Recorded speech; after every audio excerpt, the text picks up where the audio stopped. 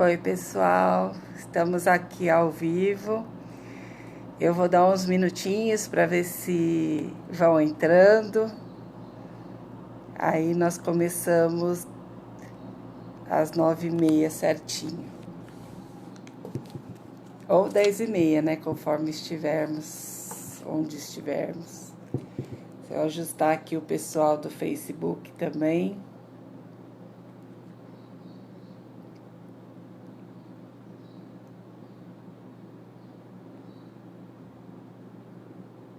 Olá, pessoal do Facebook. Eu já estou aqui alinhada com o pessoal do Instagram.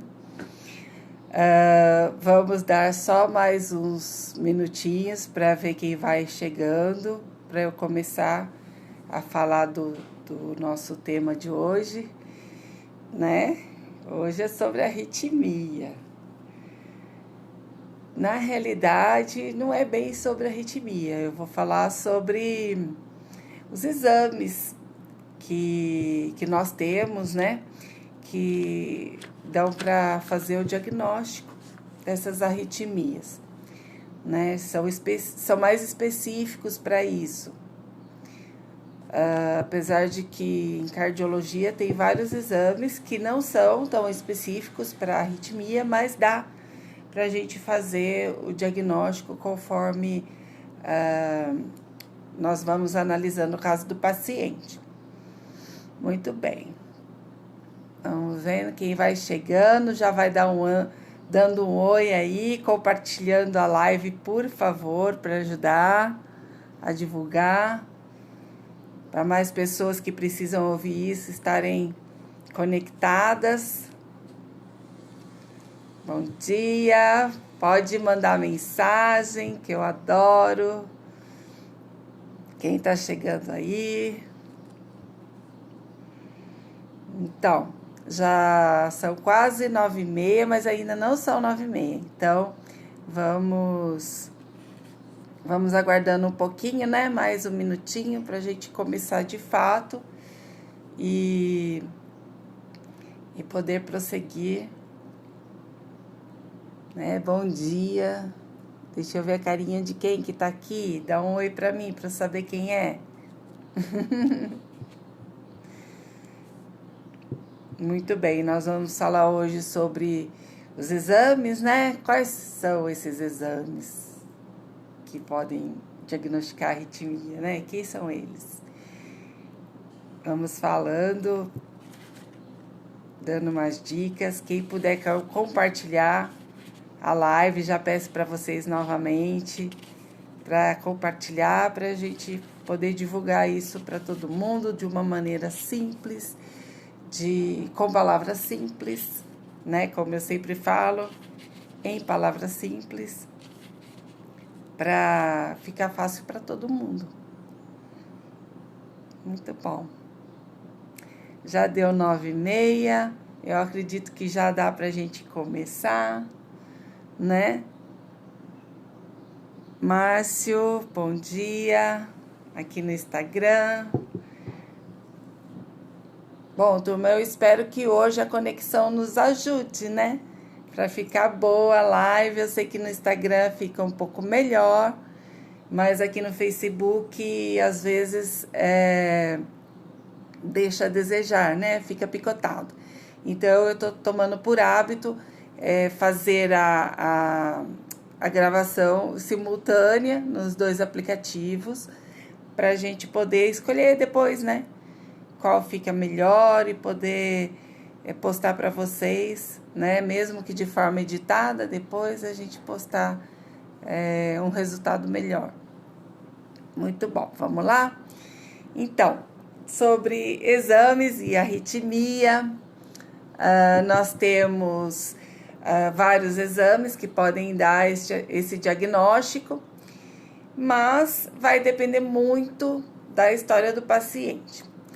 Então, vamos supor, tá lá, chega o paciente para mim no consultório com uma queixa de que o coração tá batendo acelerado, que o coração tá palpitando, que o coração tá acelerando, né? Que o coração, vamos ver um outro nome que a turma dá, que está com batimento forte, né? Alguns pacientes chegam falando que o batimento tá esquisito, tá atropelado, parece que dá uns tropeços, né? Parece que dispara e para. Alguns dizem que a sensação é de que para, mas eu acredito que é a hora que reverte, dá essa sensação de que dá uma paradinha.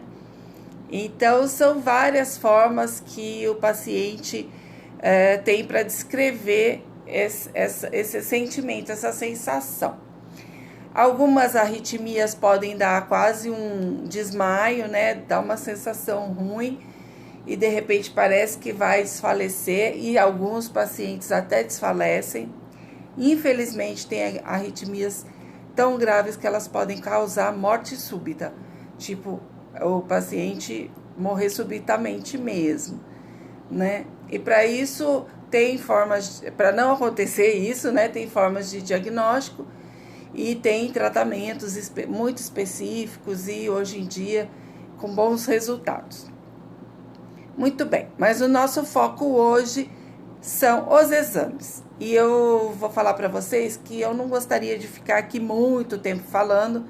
Eu vou tentar ser breve para não ultrapassar meia hora de vídeo e não ficar cansativo para vocês, ok?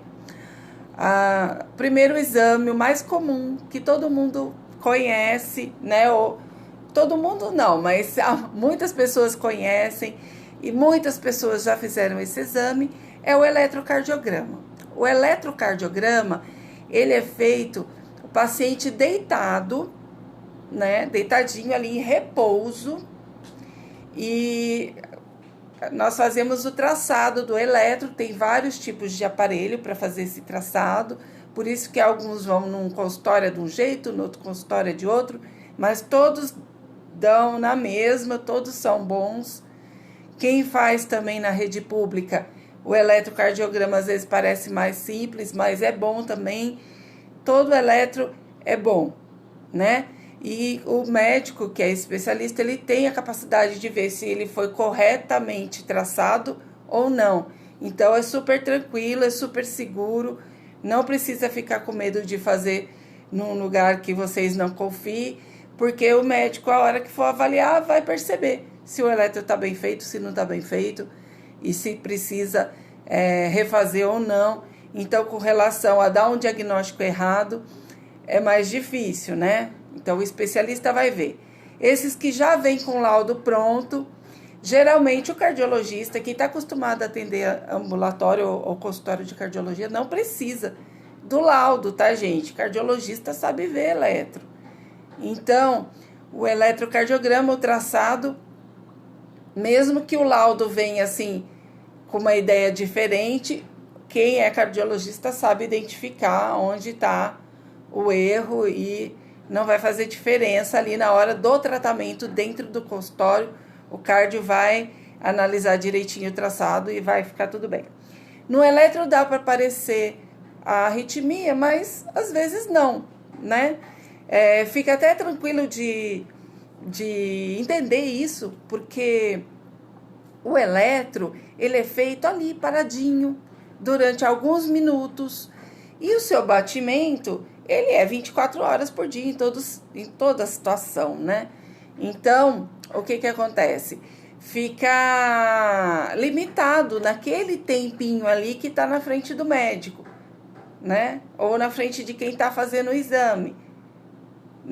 Você não tem como avaliar o resto do dia. Então, ele diagnostica, mas se você estiver tendo o problema ali naquela hora, se passou dali e aí que você sentiu, não vai diagnosticar.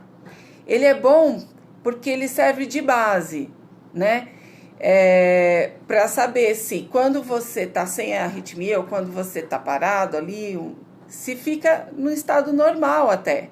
Até quando ele vem bom, é bom, porque quando ele está normal, porque daí a gente consegue saber o seu basal, né?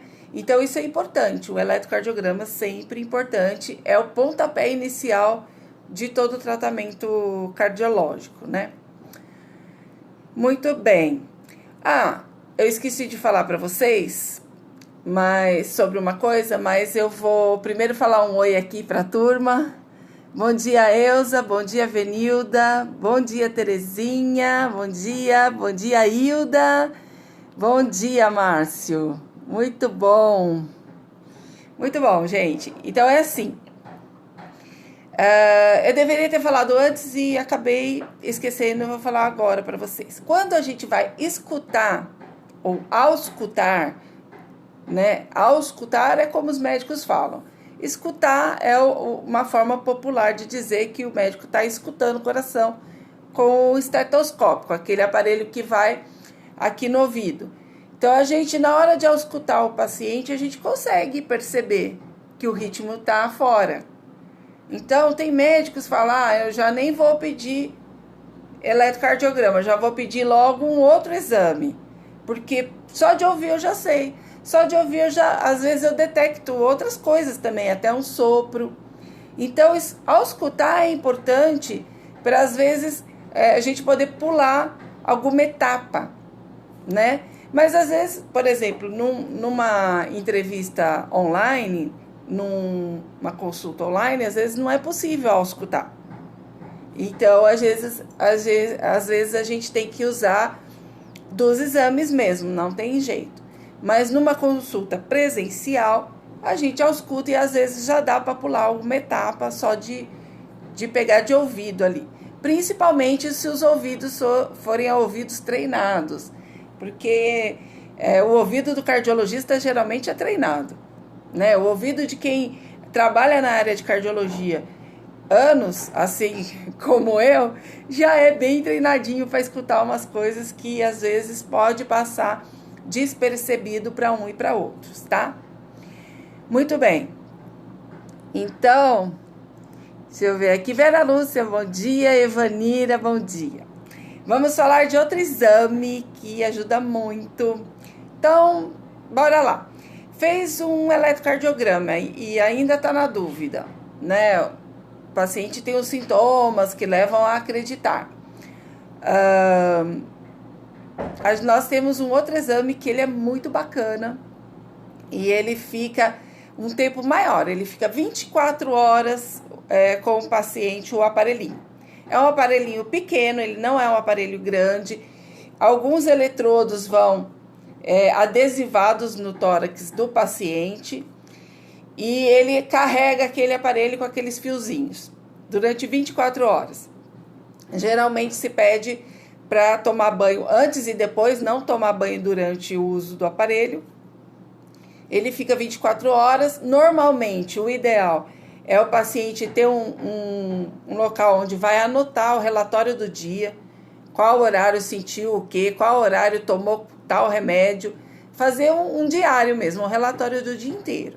Isso é bacana, quando você analisa o holter e você tem aquele diário, para você até saber se a hora que o paciente sente alguma coisa é a hora que lá no holter está mostrando alguma alteração. Então, é super bacana isso. E o holter de 24 horas, então, ele fica 24 horas.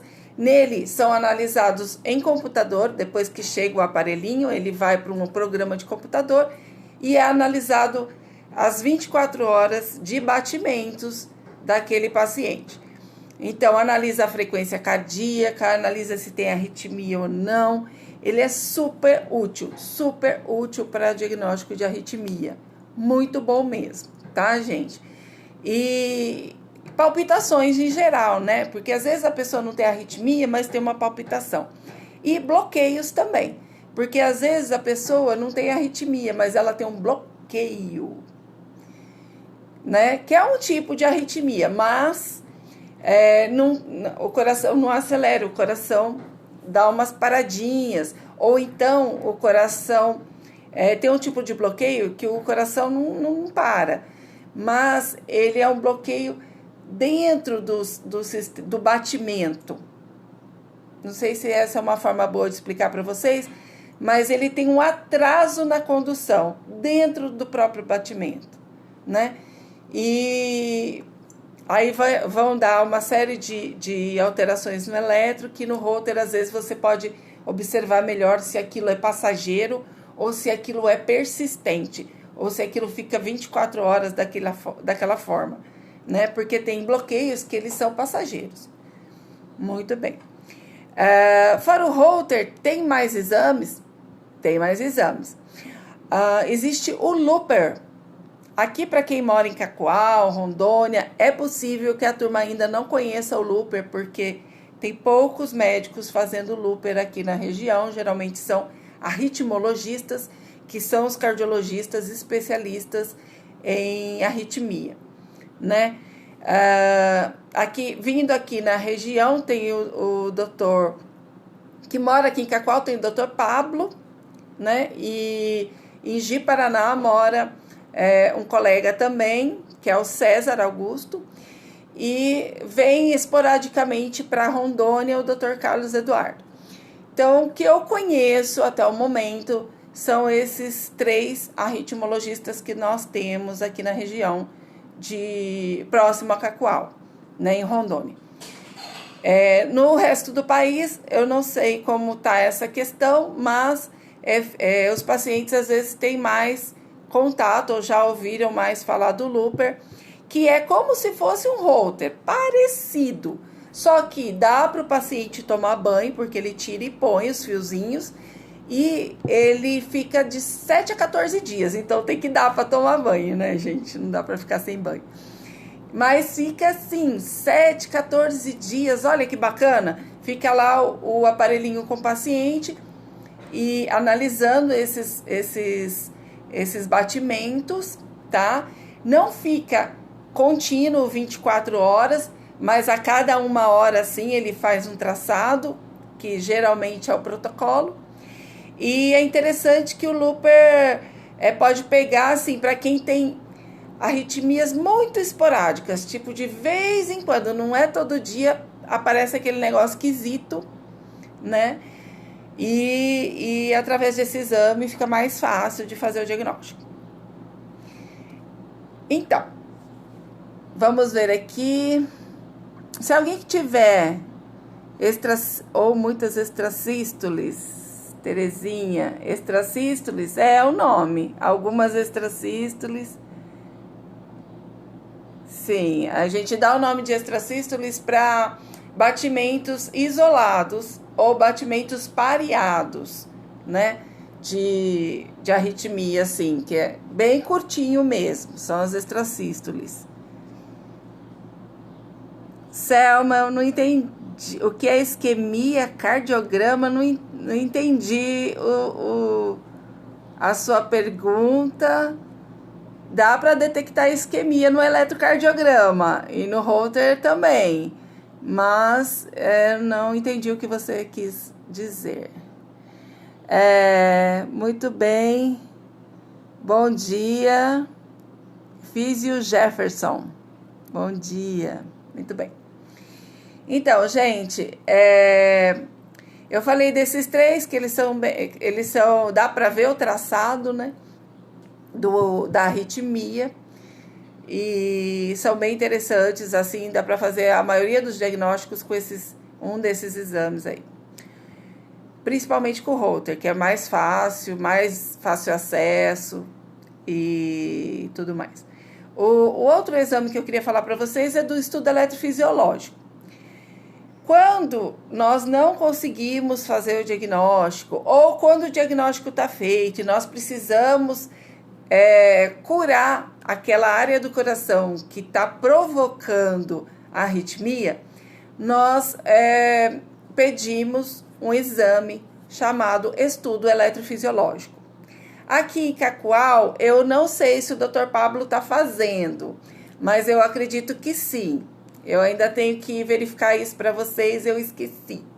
Eu ia ligar para ele ontem para perguntar, mas eu esqueci de perguntar. Aqui perto do lado do hospital regional, do lado do hospital Euro, tem uma clínica que é a Cardio Center, e ali onde faz cateterismo também eu tenho o Dr. Pablo, que é responsável pela parte de estudo eletrofisiológico, de arritmia, e eu acredito que ele já esteja fazendo, né? Que faz um tempo que eu não tenho contato sobre esse assunto com ele, mas qualquer coisa depois eu coloco a informação para vocês. É uma boa referência. E em Ji-Paraná, eu sei que também é possível que esteja fazendo lá, no Hospital Cândido Rondon, se eu não me engano, mas eu ainda tenho que verificar isso, mas não é difícil também vocês entrarem ou telefonarem nos hospitais e estarem sabendo. Muito bem, turma.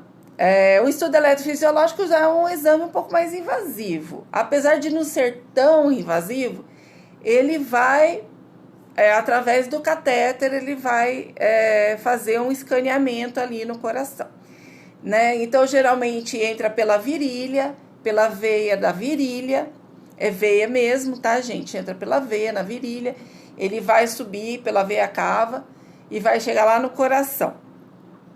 Aí, chegando no coração, ele vai passar do átrio direito para o átrio esquerdo e vai fazer um escaneamento do coração todo ali, de onde pode estar vindo o foco de arritmia, né? O lugarzinho ali que está provocando, porque às vezes não é o coração todo que provoca aquilo, às vezes é um pedacinho que está provocando.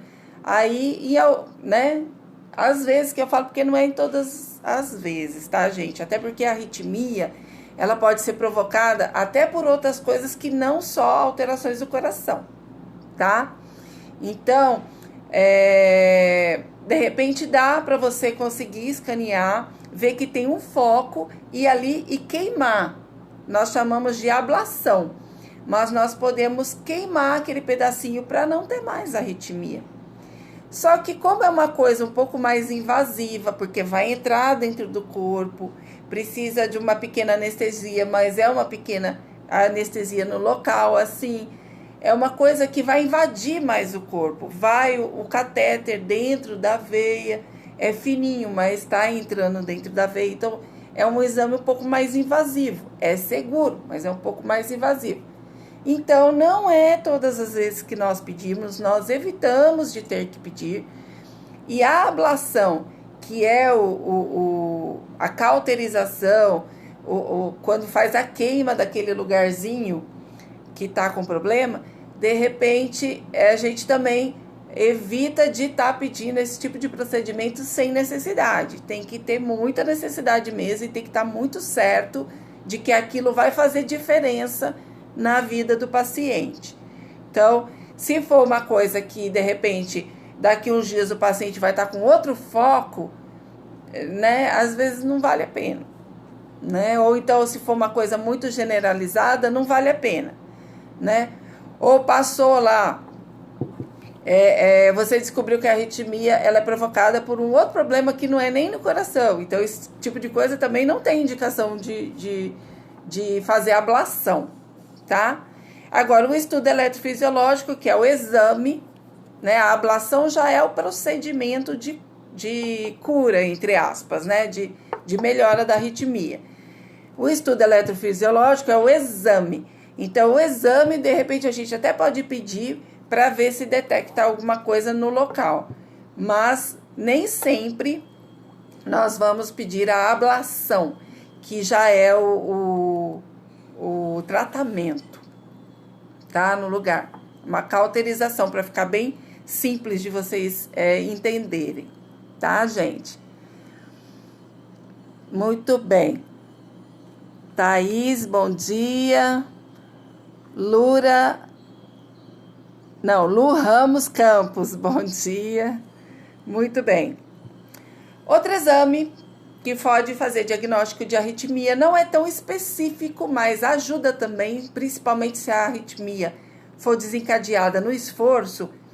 Eu até estou deixando para falar sobre ele mais assim, no final, porque é um exame que ele vale para uma série de coisas e não é específico para arritmia, mas ele ajuda bastante quando durante esse exame está acontecendo a arritmia, que é o teste ergométrico, né? Aquele exame feito na esteira ergométrica. É super interessante o teste ergométrico para pacientes que podem, porque tem gente que não aguenta ficar lá na esteira, né? Então, o médico geralmente tem que ter o bom senso na hora de pedir o teste ergométrico, para não pedir para uma pessoa que não vai aguentar, assim, no sentido de que vai piorar durante o caminhar na esteira. Então, nós pedimos mais para as pessoas que têm maior tolerância e que vão conseguir, pelo menos, fazer um pouco do exame, né? É lógico que alguns pacientes não vão ter um pouco de dificuldade, um cansaço, às vezes vai ter um pouquinho de dor no peito, pode acontecer, uma palpitação, algum mal-estar, mas consegue fazer uns minutinhos. Agora, tem paciente que a gente já vê que realmente não dá, tá ruim, não dá, tá fadigado, com falta de ar, tá com dor ali na sua frente, você não vai pedir um teste ergométrico, né? Mas o paciente que é crônico, que você sabe que ele aguenta uns minutinhos, vale a pena pedir. Se tem já uma alteração no eletro que você tá vendo que deitado aquilo já aparece, às vezes você não precisa fazer andando. Você já sabe que deitado já tem problema, você não vai pedir andando, né? Então, tem que ter esse tipo de senso na hora de pedir o teste ergométrico. Eu acho importante falar porque as pessoas têm que saber, né? Então, às vezes fala, o doutor não pediu para mim. É porque, às vezes, o doutor achou que, de repente, você poderia passar mal durante o exame e aí não pede, né? Pede outras coisas.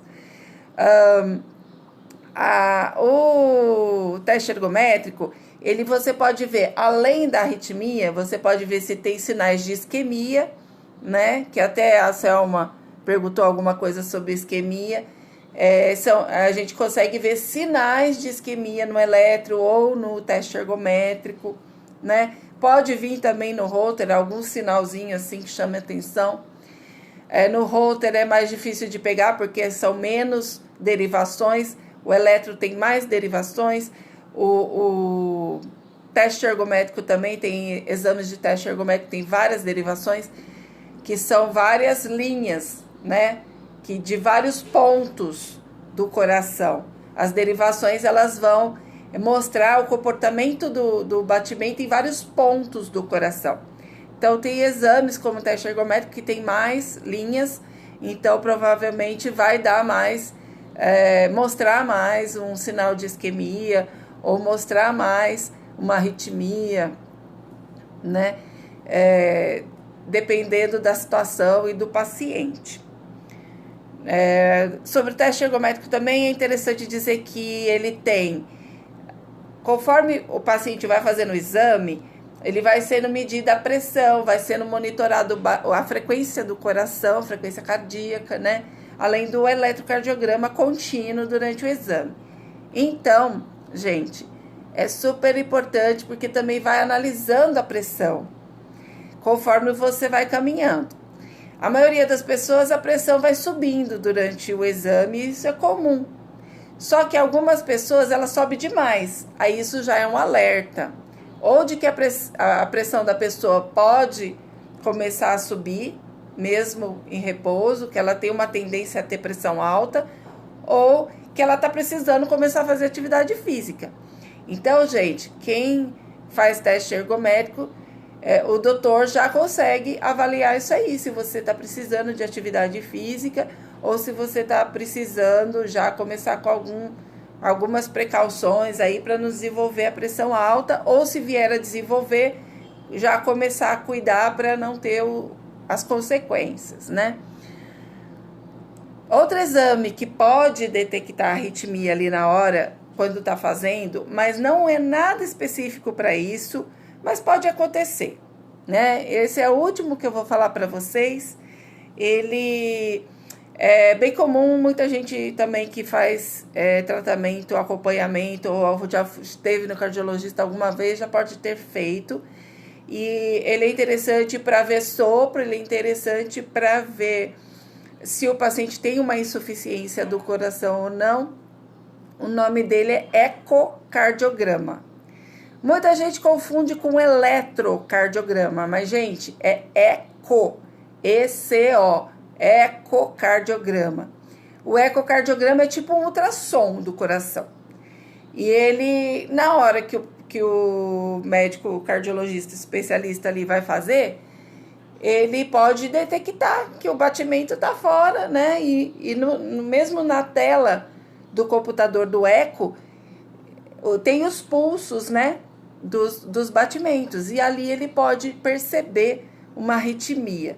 Então, é um exame que não é específico para arritmia, mas que pode sim, de repente, pegar aquele momento, porque vai depender do momento que o paciente está.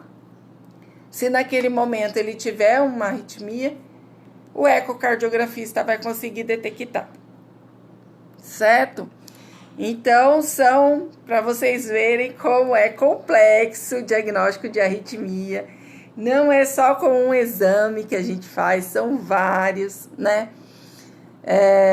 E Rosa Maria, bom dia. Deixa eu ver. Rúbia Osório, bom dia. Ju, bom dia. Legal. Então, gente, todo mundo dando um oizinho ali no Instagram, a turma aqui me acompanhando, né? Eu espero que vocês me ajudem aí nos compartilhamentos, para a gente poder divulgar para todo mundo e ficar mais claro, né? Como é que a gente faz esse diagnóstico em consultório, porque eu vejo muita dificuldade dos pacientes que chegam no consultório e às vezes ficam sem compreender por que a gente pede determinado exame. Por que naquele eletro que ele fez... Gente, só um pouquinho aqui que a garganta já tá falhando. Por que naquele eletro que ele fez não consta tudo que ele quer que conste, entendeu? Porque o eletro é mais comum, né? O eletro é mais comum do paciente conseguir fazer, né? Mais em conta também, ele é mais barato, um exame mais barato. Mas, infelizmente, o eletro não mostra tudo. Então, né, fica difícil. Maécia, bom dia. Eu que agradeço a presença. Muito obrigada também você. Muito bom, gente. Então é isso. Tá dando aqui nossa meia hora que eu prometi para vocês. Ficarmos só em meia hora para não cansar ninguém. Eu vou postar, eu vou editar também para ficar mais absorvível, né? Mais tolerante de se escutar. Então, eu espero que tenha sido uma boa transmissão. E na terça-feira que vem eu vou começar a fazer com mais constância. Terça-feira que vem, 9h30 da manhã para Rondônia, 10h30 da manhã, horário de Brasília, para quem for de fora. Então, tem aí para vocês mais um pouquinho de informação. Graziela Rosa, bom dia. Taquicardia sinusal, Graziela. Taquicardia sinusal é uma taquicardia normal. Mas, por exemplo, se você tiver com uma alteração de hormônios, né, paciente que tem alteração de tireoide, que tem hipertiroidismo, ou até no hipotiroidismo, pode ter taquicardia sinusal, que é aquela taquicardia do susto, é aquela taquicardia da alegria, aquela taquicardia da aceleração, de quando você caminha, é a taquicardia normal. Muito bem. Muito obrigada, Vera Lúcia. Muito obrigada, meninos. Grande beijo e até esses dias, né? Tchau, tchau.